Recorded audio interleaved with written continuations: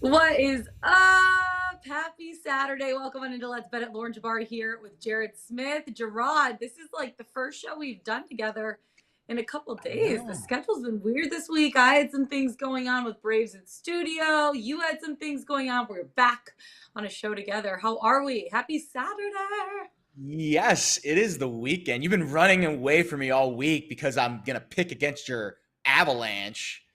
You're hiding from the truth that the Avs are vulnerable tonight. Maybe not. We'll get into that game later. Very exciting weekend planned. The Memorial this weekend. I'm obsessed with this event. Jack's tournament, amazing golf happening. Obviously, ton of baseball, ton of hockey. I mean, goodness gracious, what's not at? You're in Michigan. Welcome to the Mitten. How are things going in the bedroom at my parents' house.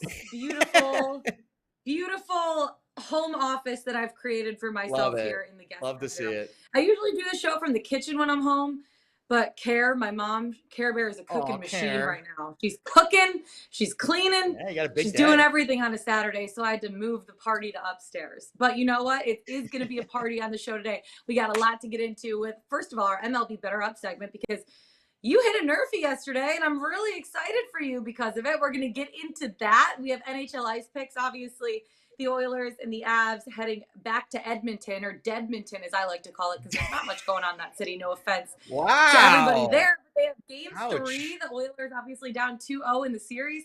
And then I thought there was an NBA game tonight, and I looked at the schedule, and I'm like, wow, they're really stretching this NBA final out. The game's not until tomorrow, game 2. So guys get a little bit of rest, but we're going to break down kind of what we're going to see. I'm going to give my official NBA picks tomorrow on that show. So without further ado, let's get right into it. Let's bet it. YRFIs, NRFIs. Yesterday, the yes runs first inning were 9-6. For the season, the yes runs first inning are 391 and 388. Now, the Chicago Cubs scored in 4 straight first innings. They have the highest rate, 44.23%. The MLB average scoring rate is 28.5% through 779 games. And you won a no runs first inning. Finally, at Coors Field, the Braves taking on the Rockies. Spencer Strider is going to be on the mound today. Kyle Freeland, who's actually a good friend of mine, also going to be on the mound for the Rockies. So that's going to be an interesting YRFI, NRFI spot too. So I know you're on a lot of different MLB bets today. I'll let you take it away, go through it, because I don't officially have any plays today on MLB. Yeah, we do have an interesting slate today. And I do want to get your opinion on Spencer Strider, because anytime there is a game happening at Coors Field, I am interested in the NRFI.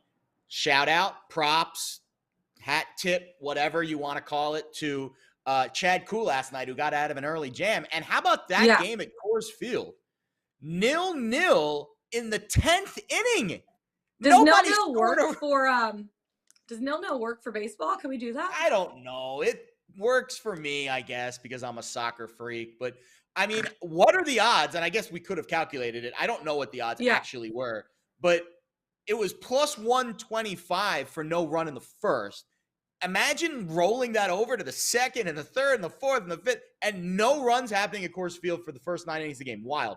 The Coors Field YRFIs are 17-13 this year, but the yes is down more units than the no. What does that tell you? You got to be really fast to outrun that juice. And we like the no's on the Coors Field side of the equation. So You watched Spencer Strider in his first start. You were in studio with the Braves when he started that game. Can he get through an inning unscathed? He looked a little shaky early on, but then his stuff looked amazing. Plus 138 for the NRFI at Coors Field today. Can Spencer Strider get through that inning? Yeah, so he pitched 4.1 or 4 1/3 innings last time he was out. He gave up 3 earned runs, 4 hits, but a couple of those were, I mean, they didn't count as errors, but like Matt Olson dropped a ball thrown to first base, and they would have gotten out of the inning. In that inning, the Diamondbacks scored 2 runs. And then another time, Marcelo Zuna should have caught this like infield pop fly, and he didn't. And they scored another 2 runs that inning. So he kind of didn't have the best luck when it came to that. But I know that Brian Snitker really loved his stuff in that game. He had 7 strikeouts. So I was actually looking at his strikeout prop. I just pulled it up. It's 5.5 at plus money, plus 128 right now. Sorry, I'm trying to see behind my ring light. This is a weird setup I got going on at my parents' house. But his strikeout prop right now is 5.5. Over is plus 128. Under is minus 164. I really like the over. He was throwing some heat. He was throwing some heat, and the Rockies have a pretty high strikeout rate. So I don't know why the under is juiced so heavily. Like, I would definitely at least sprinkle the over 5.5 in this spot. He threw 7 strikeouts in 4 1/3 innings pitched. I think that he's going to be able to pitch more than 70 pitches this time around. Because last time he was obviously limited. Last time he was obviously limited to only 70 pitches. He's going to go a little bit deeper in the game. I think at least he'll pitch through 5. I think. So, because he was before that, he'd only thrown around 60 pitches. They said they wanted to push him to 70. He threw 72, and then they took him out after the first batter, after he got the first out in the 5th inning. So he's going to be able to go a little bit deeper into the game. I love the over 5.5 strikeouts for Spencer Strider. I mean, he's striking out 13.8 batters per 9 this year.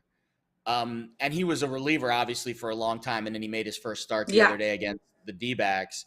Listen, if he can handle the altitude at Coors Field, and if he can handle just starting at, for the second time, bouncing back physically from starting, is making his first start, there is value to the no in this game today, because Kyle Freeland has been one of the better pitchers on the Rocky staff. I didn't bet the NRFI at Coors Field today. I don't like to go 2 days in a row because it's tough to try your luck. And I'm not 100% sure on Spencer Strider, but I'll be honest.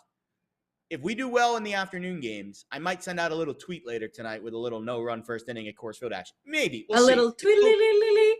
A little tweedly-tweedly for the Mile High game. I think it's an 8 o'clock Eastern game, so we got plenty of time for this one. I do have a YRFI for this afternoon, and it is the Padres and the Brewers. And this one is a contrarian YRFI. You know I love my contrarian plays. You love the contrarian plays. Love it. And I know Mr. Jabara, who likes to make fun of me for my contrarian nature, he's in your house, I'm assuming, at some point right now, I'm in his house, technically. Technically, yes, that is true. Is he making you breakfast at least? Tell him that Jared has a contrarian bet for. No, he doesn't do that anymore. He used to make you breakfast back when you were a kid. Sometimes. He's a good griller. Like, all my friends are coming over later. They live on a lake. So he's going to hit up the grill for us later. He's going to grill Lauren some fillets. Hopefully we get a few fillets in this Brewers-Padres game. Served up a few meatballs early in the game. Mackenzie Gore and Aaron Ashby are your starting pitchers. These guys are combined 11-1 to the NRFI this season. So you're like, Jared, what the hell are you thinking? You're betting a YRFI with 2 pitchers that have made 12 starts this year, and they've given up a run just 1 time combined. Well, let's take a closer look at the numbers. Mackenzie Gore has a 13% walk rate in the first. Aaron Ashby has a 19% walk rate in the first. Both guys have higher expected FIPS than their actual FIPS. Translation, they've dodged a few early bullets this year, and I think we're going to see some regression towards the mean with them giving up some early runs. The Padres have been a pretty decent first inning scoring team of late. They've scored in 2 of their last 3. They won 7-0 yesterday. They scored in the first inning. The Brewers have not. They've been ice cold. They actually haven't scored a run in their last 9 games. And they don't hit lefties well, which Mackenzie Gore is a left-handed pitcher. They've conceded in 3 out of their last 4. So the YRFI for the Brewers have hit, but I'm kind of betting on some positive regression here with the Brewers offense, which actually has been a decent offense over the last few years. Just haven't quite figured it out this season. And the Padres, again, have been pretty decent offensively this year. They've got a good top of the lineup, especially Machado and Hosmer. So I'm going to take a chance here with the Brewers and the Padres, plus 125. Very good price for a YRFI between two relatively decent lineups and not ace guys with Gore and Ashby. So that's our YRFI for today. Brewers, Padres. Yeah, I like it. And then I'm also looking at, you like Walker Buehler over 1.5 walks. Walker's going to be walking. So walk props are my new bay. Walk props are our bay now. We're going away Before from the anything strikeout else. props. Why not? And yeah, if I'm betting on a walk prop, might as well bet on Walker Buehler. Well, a few days ago I bet on Michael Wacha, and now we're betting on Walker Buehler. So something not to get confused with Waka Flocka. Flame. No, totally different. So that's completely different. So Walker Buehler, something's off with him, and you're a big baseball fan. I know you watched that Braves-Dodgers series last year when Buehler was great, and Buehler's been a tremendous starting pitcher in baseball, Cy Young candidate, but he's allowed 6 hits or more and 2 earned runs or more in 4 straight starts, and he's coming off a start that he allowed 2 homers to the Pirates. So I don't know what's going on with Buehler. Highest expected ERA, highest expected ERA, lowest K rate of his entire career. So something's going on there. And again, he's been issuing more walks. He's been laboring a bit more through his outings. And he's facing a Mets lineup today that only scored 1 run yesterday. And I think this is a Mets lineup that is very, very good, like arguably one of the top 5 lineups in baseball. So plus money for Buehler to issue at least 2 walks. Here are the lineups he's gone over 1.5 walks against this year. The Nationals, the Diamondbacks, the Cubs, the Reds, and the Rockies. The Mets lineup is light years ahead of all of those lineups. Yeah. So I feel confident, plus money, over 1.5 walks on Walker Buehler. We're also going to give you over 1.5 walks on Nick Pivetta. I laid 10 cents here at DraftKings. This has a 60% hit rate this year, and 31 of the last 43 starts for Pivetta, that's 72% of his starts, have gone over 1.5 walks. He's got average stuff. He's in the 20th percentile of chase rate, 30th percentile of whiff rate. And the thing about Pivetta, he had a really good start 3 outings ago. 112 pitches, 0 walks, complete game against the Astros. Since then, a little fatigue. 5 walks in his last 2 outings. He's coming off a 106-pitch outing against the Orioles that he walked 3 guys. And Oakland has been a little more patient of late. They're not a great walks lineup overall for the season, but over the last week, 5th highest walk rate in baseball at over 9%. So we'll go Pivetta over 1.5 walks, Buehler over 1.5 walks. And do you like Aerosmith? Are you an Aerosmith fan? Or Run DMC? Of course. Have you heard of the song Walk This Way? Walk this way, talk this way. It's pretty good. So right? That's a new segment on the show. We're calling it the Walk This Way Parlay. I could sing before every single time we do it. Walk this way, talk this way. So because these walk props are, I love when you sing. I wanted to give you the full stage for that. Because these walk props, you've got the best pipes in the business. I'm telling you. Because these walk props are sometimes heavily juiced, like minus 200 sometimes, because you're only walking 1 or 2 guys. So the difference between walking 1 or walking 2, like it's a lot of juice associated with it. So it's hard to play them individually. So I'm going to take my 3 favorite juiced walk props every day and see if we can't, have a little fun, a little half unit sprinkle on the Walk This Way parlay. Glenn Otto. Never again. No, that's why you sing and I'll give out the picks. That's how we do it here with the Walk This Way parlay. I cannot sing. I don't want to sing. Glenn Otto over 1.5. Bo Brisky, your boy, the Brisket boy, over 1.5. He's facing the Yankees today. And Eric Fetty of the Nats over 1.5. This parlay, if you do one of those 50% boosts we have on DraftKings, plus 510. Not too shabby. Not too shabby. So that's our Walk This Way parlay today. And those are my baseball picks. So tail fade, whatever. Have fun. Tail fade, have fun. Well, you want to know what else is going to be fun is watching this Avs-Oilers game tonight because it has been fire hockey. The Avs have been playing phenomenally. Obviously, we have the Rangers-Lightning game from last night. The Rangers now up 2-0 in the series, which I don't think anyone necessarily expected. Now the series goes back to Tampa.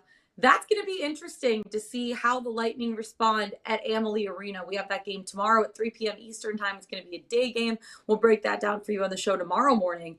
Let's break down this Avs-Oilers game. Back in Edmonton, Avs up 2-0 in the series, and the Oilers have pretty good numbers when they're at home. They're 14 of their last 15 home games they've won to end the regular season. They won 4 of their last 5 as underdogs prior to this series. And the Avs did lose their last 4 games, their last 4 road games of the regular season to end the regular season, including a 6-3 loss to the Oilers. I am not betting a side in this game because obviously I want my Avs to be winning. I don't know if I trust the Oilers here with how Frankie played last game, to be honest with you, Pavel Francouz. But through 2 games, Jared, just what are your takeaways so far that you're using to handicap this game 3 in Edmonton? Yeah, I mean, the total coming back down to 7. The 7. Kind of tells you what we saw in game 1 was the outlier. We're not going to see another 8-6 game in this series. I feel confident that we're going to see a little more tight play like we saw in game 2. And you're right, the Oilers do need to figure something out. Now, you know this team better than anyone. Is Francouz, how do you pronounce his last name? Francouz? Francouz. But everyone calls him Frankie. Francouz. Everyone calls him Frankie. All right. I'm going to call him Frankie because that's much easier to say. Yeah. Is Frankie the better option in net right now than Darcy Kemper? Honestly, no. Healthy Kemper, healthy Frankie, who are you taking? No, I mean, he's still the backup for a reason, right? Sure. He's still the backup for a reason. Played really great the other night. Extremely loved in the locker room. Everyone loves him. He is the nicest human being. Very soft-spoken, the nicest human being. The one thing I will say is, he played really well. He got a shutout, obviously. He's 2-0 on the road in the postseason. He went 6-4 on the road during the regular season. He's 9-1-1 with a 2.9 goals against average at home this season. He's been playing really well. He only saw 7 high danger scoring chances, which means that the Avs are doing a really good job of protecting him in front of the net and not letting the Oilers get a lot of high danger scoring chances. Only 7 is not that many. Yeah, he made 24 saves total, which 24 isn't even that many to begin with, to see but only 7 high danger scoring chances. So you always have to look at the high danger scoring chances because he played really well. The numbers looked great, but when he's only seeing 7 high danger scoring chances, Darcy Kemper has seen a lot more high danger scoring chances than Frankie did in that game too. That's not to take anything away from Frankie because I think he played phenomenally. He kept his composure. Obviously, it's a high pressure situation. So good for him. Really good for him coming in and being able to do that. And I obviously that's why. Give up those nuggets. I don't know. I lost both my bets that day, so it's totally fine. Everyone loses bets. Yeah. Doesn't make you less of a handicapper. It's just I will say for the series, the Oilers have a 1-8 record in previous series when they've trailed 2-0. Colorado has won 15 of 18 series when taking a 2-0 series lead. So if you want to look at some of these series bets, it's going to be really difficult for the Oilers to come back and win 4 of the next 5 games. If they are going to win a game, they have to do it here for game 3, which is why you're on the Oilers to score first. Yeah, and I think real talk, we haven't done a show together, I don't think, since – did we do a show after the Blues as game 6? I don't know. Maybe we did. But, they looked a little tight in that game. And – I do think that as the series goes on, if Edmonton can make a push, now they haven't made a push. They didn't make a push at all in game 2. They just kind of accepted the fact that they were going to be down 2-0 heading back to Edmonton. If they make the push tonight and Frankie looks shaky on the road and then they are able to tie the series back up, because what do they say? The series doesn't start till the home team loses the game. The later in the series goes, the more tight I think the Avs would be. Whereas the Oilers, listen, they've been playing free and easy up until that game 2, where they really hit the wall. They looked like shit in game 2. They looked so bad. They couldn't get, No, terrible. And if they don't play better tonight, they're going to lose the series. Period. End of story. Yeah. This is it. You're not going down 3-0 to the Avs and winning. This is it for the Oilers tonight. Unlike the Lightning, where I could see a crazy universe where the Lightning go down 3-0 and still win the series. I don't see that for the Oilers. They have to win this game tonight. And I don't know if they can, but I like the idea of them coming out just guns a-blazing. Like, we are going to throw everything on this guy in the first 10 minutes of the game and hope something sticks. And that's why at plus money, I feel confident that the Oilers at home with a goalie on the road in Canada. Again, it's not his first playoff road start, but it's his third playoff road start ever. This feels like a good spot to take a little sprinkle on the Oilers to score first tonight. Yeah, it is. I think they're going to come out absolutely firing. I'm not taking a side because I feel like I can't take a side in this one. Obviously, a lot of the money is on the Oilers at this point. Some of the money is on the Avs too, but the Oilers are plus 1 something right now. I was trying to pull it up on my computer, but my internet's being a little bit slow. Here's the thing: is this is the Oilers' best chance to win. I think they're going to come out guns a-blazing. I like the over 7 here. I really do, because if they score like 4-3 seems like a good total. I think it's going to end up being like 5-3. There's going to be a backdoor cover. Someone's going to score an empty net goal, whatever. So I like the over 7. The total has gone over in 5 of the Oilers' last 7 games. The total's gone over in 4 of Colorado's last 6 games. Both these teams are 2 of the best offensive teams in the National Hockey League. I think Colorado is averaging like 4.6 goals per game. Edmonton's averaging like 4.5 goals per game. You add that up, it's like 9.1. That's 2 goals over 7. I don't think Frankie's going to have another shutout today. I think the Avs do have a really good chance of winning, especially with how they've been playing, and they've really tightened up their defense after game 1, only allowing those 7 high danger scoring chances for the Oilers. But I think Edmonton's going to come out firing, and I think that that's going to be led by Connor McDavid. So I like the over 7. And I also like Connor McDavid, anytime goal scorer at plus 110. He is the guy that's going to get this team going.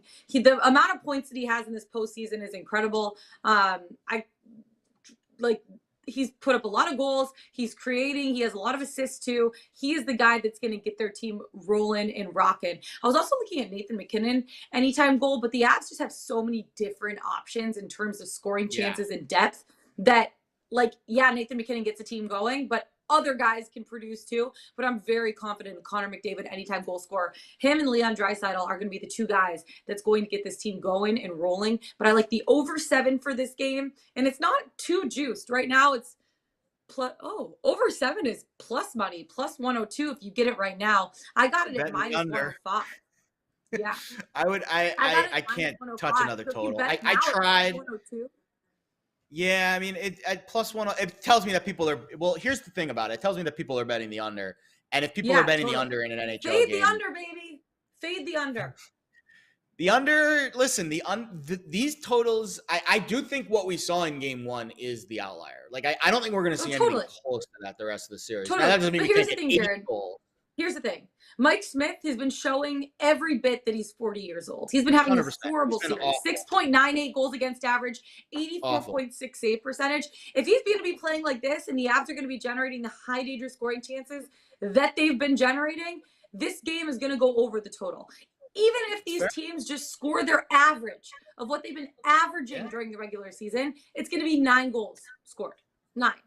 If it's the especially average. Coming off of a game where one of the teams got shut out. I mean, let's be honest. Totally. I think the Oilers fans at this point would rather have Jared Smith in net than Mike Smith, but that's neither here nor there. But maybe not. The better of the Smiths.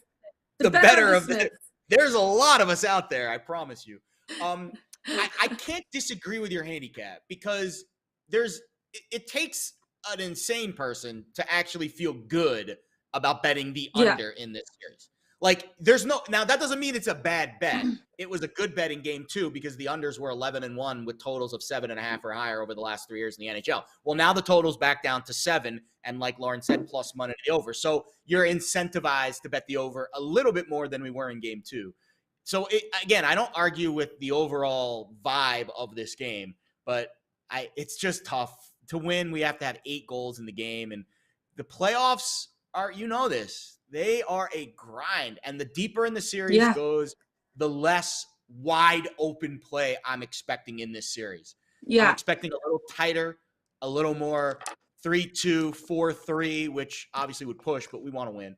So that's just I think you're definitely rooting for goals if you're betting this series, but that doesn't mean that we're gonna get 8 tonight. I don't know. I would think I'm thinking 3-2. Here's the thing: is with 7, I feel more comfortable because a push is not a loss to me. A push is not a loss. And I think there's going to be more than 6 goals scored. I really, really do. I'm never upset when they're giving me money back. I don't care. I don't view the whole like tie as like kissing my sister. I don't subscribe to that cliche. Like 7.5 was tough, and I did bet the over in that game, and I did lose that.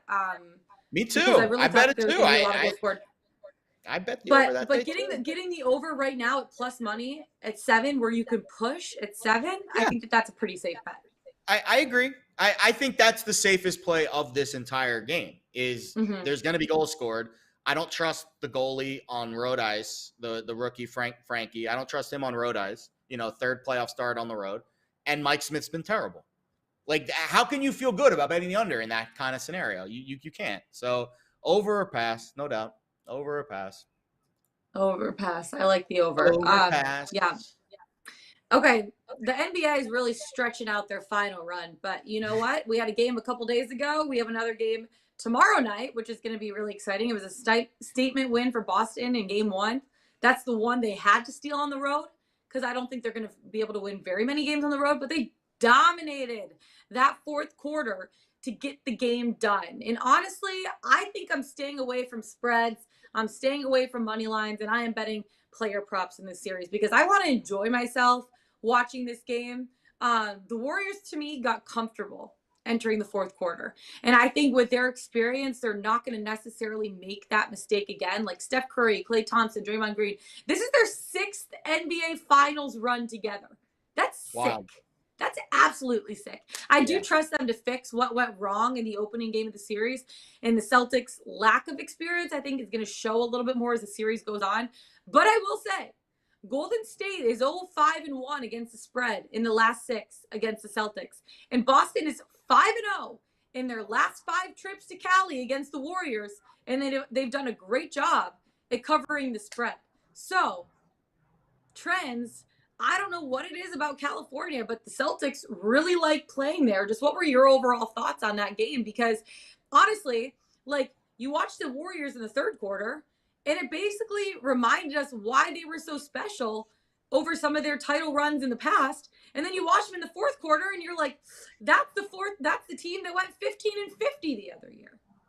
Was it last year or 2 years ago? Whatever that was, when they went 15-50. 2 years ago. Like that's what I saw. Like the first 3 quarters, I'm like, wow, this team is freaking awesome. Then you watch them in the fourth quarter, you're like, this is the team we saw 2 years ago when they absolutely shit the bed. Agreed.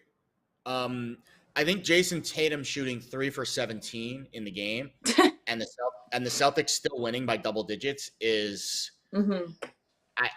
you can't feel good as a Warriors fan. After Steph Curry hit 6 threes in the first quarter, which by the way, I was on his under point prop. I thought you said you wanted to bet player props so you could have fun. That doesn't sound very fun. I know, that wasn't fun. But at that point, I'm like, you know what it is? Like, I don't even mind losing money if Steph Curry is shooting like that. Because that to me is fun. Yeah, you tip your cap. I think Tatum going berserk in this game would and the Warriors winning would change the way that I feel about the series. But the way that I feel about the series right now is Jason Tatum going 3 of 17 and Boston still winning by double digits. The Warriors are they're screwed. They're effed.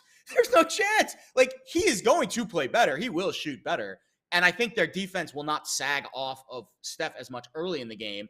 I remember after one of the threes in the first quarter, Marcus Smart was looking over to the bench like, what are we doing? Yeah. Why are we going under screen? So I think that strategy is a relatively easy adjustment for the Celtics to make.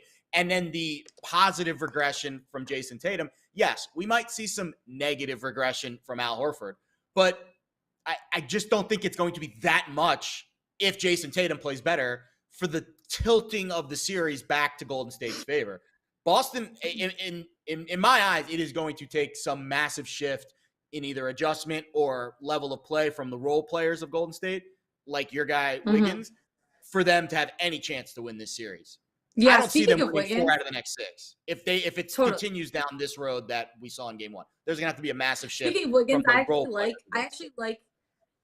actually like the Wiggins player prop, and that's one that I actually already bet. I'm gonna give you obviously a couple more tomorrow. I'm gonna do a little bit more research on the game, just feel more comfortable with it. I did a lot of hockey research last night, but I do like Andrew Wiggins over 16.5 points. Like, even though Golden State lost, he had 20 points. He shot 53.3% from the field.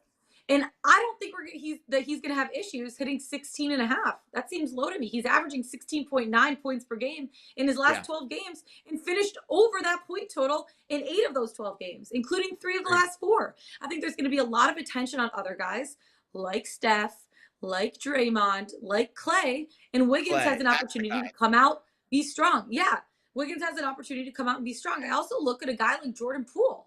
He could go off and have a pool party. You know what I mean? But Andrew Wiggins, this is one that I feel really confident in over 16.5. Going over that 8 times in his last 12, 3 in the last 4, and he's shooting 53.3% from the field last game. He's feeling it. He's feeling it. And he's averaging basically 17 points. He's averaging over what this point total is. So I like that for this game. That's one that I've already bet so far. Wiggins he's been the firecracker for this Warriors offense and defense. He's been great defensively too. He's been big on both sides. That's the one thing negatively I would say about any points prop with Wiggins is that he is asked to do a lot defensively. That's why a lot of times when I do play Wiggins, I also add in his rebounds number too, because he's so key on both ends of the floor. It's a very correlated prop. If his points goes over, likely his points/rebounds will also go over, but you're protected a little bit in case he has like one of those 8 or 9 rebound games. And then you're definitely going to go over the points rebounds if he does that. So speaking of trends, and we talk about spreads and totals and sides and all this stuff all the time, but this trend, it blew my mind. And you know me, I'm like the biggest nerd ever. And I come across a lot of trends. I literally had to do like a double take. I spit out my coffee yesterday when I saw this trend. In the NBA Finals, I'm not even joking. Like, I was like, there's no way that this is true. And then I confirmed it with another person. He's like, yes, it's true.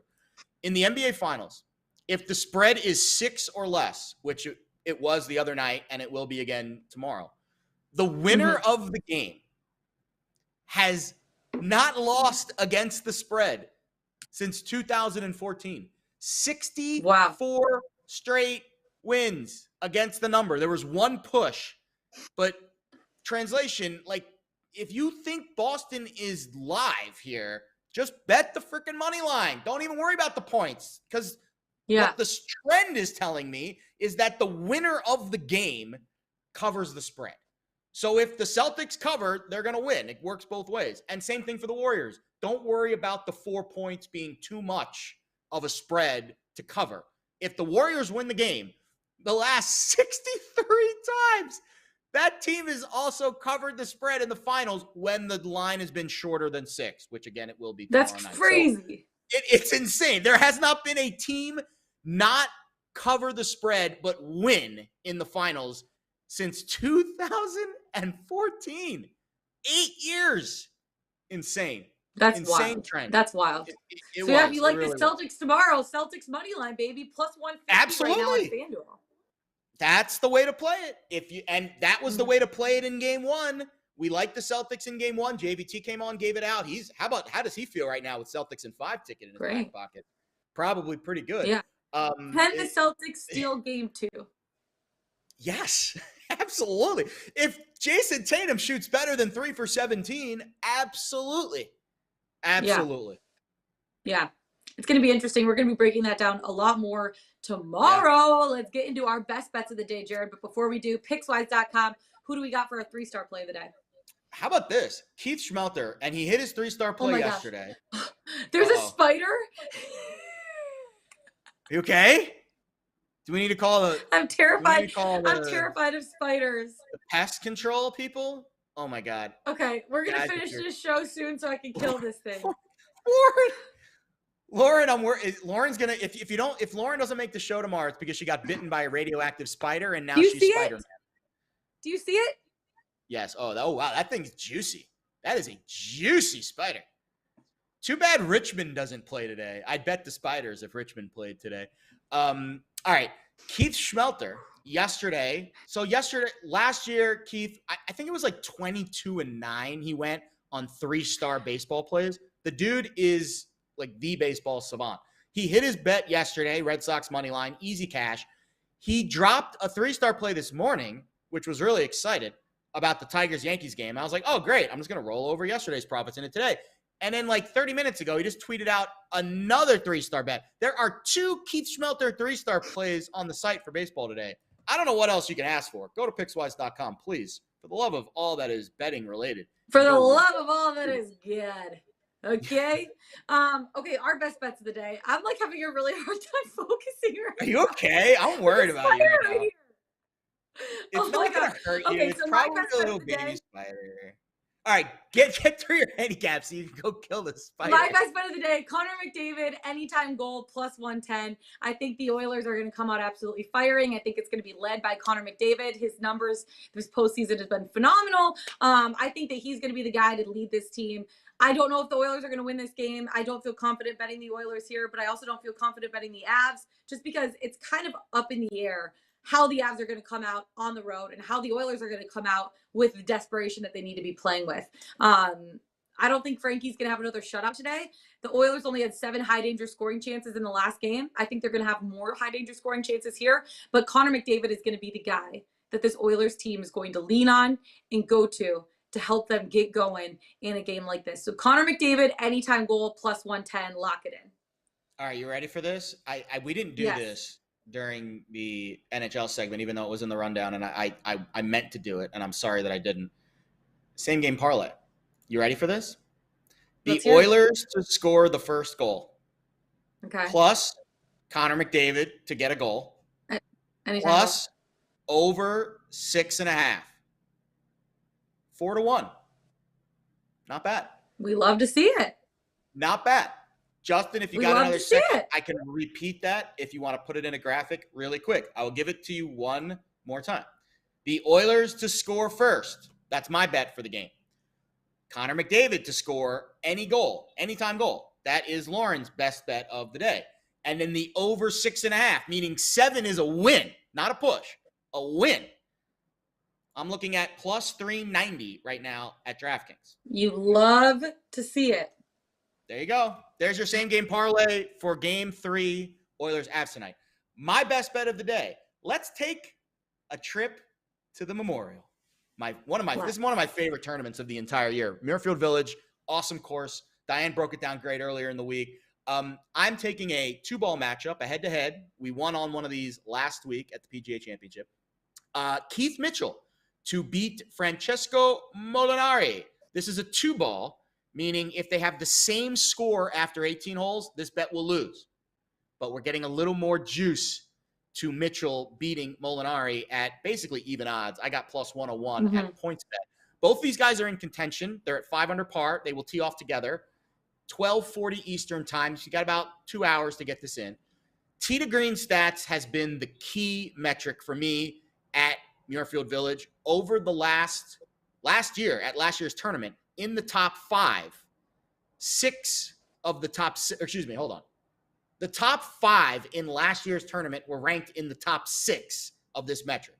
So to me, this metric is very correlated to how well you perform at this tournament. And Mitchell has a big edge, tee to green, over Molinari. Take nothing away from Francesco. He's a crafty player. He's approaching age 40. I can speak from experience. The body slows down once we get to that point. He was a fade over the weekend at the PGA Championship. Yeah.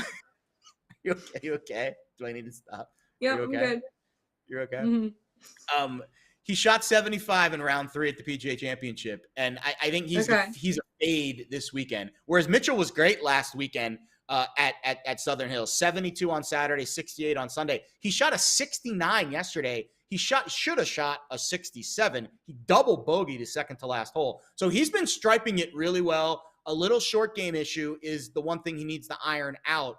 And again, I just think these are two guys that are heading in opposite directions. Keith Mitchell's 30 years old. His world golf ranking is climbing. Molinari is fading. And we're getting a good price here. Basically even odds for Molinari over Mitchell. No spiders on the course today for our play of the day, LJ. I know, you guys. I can't stop staring at this stupid you're spider having trouble right we need to end the show so I can go take care of this little issue we have going on. Okay, that's it for us today. For Jared Smith, for this baby spider, for Lauren Jabara. We got to name it. Best of luck with your bets tonight. We'll see you guys tomorrow. Let's get it. Let's bet it.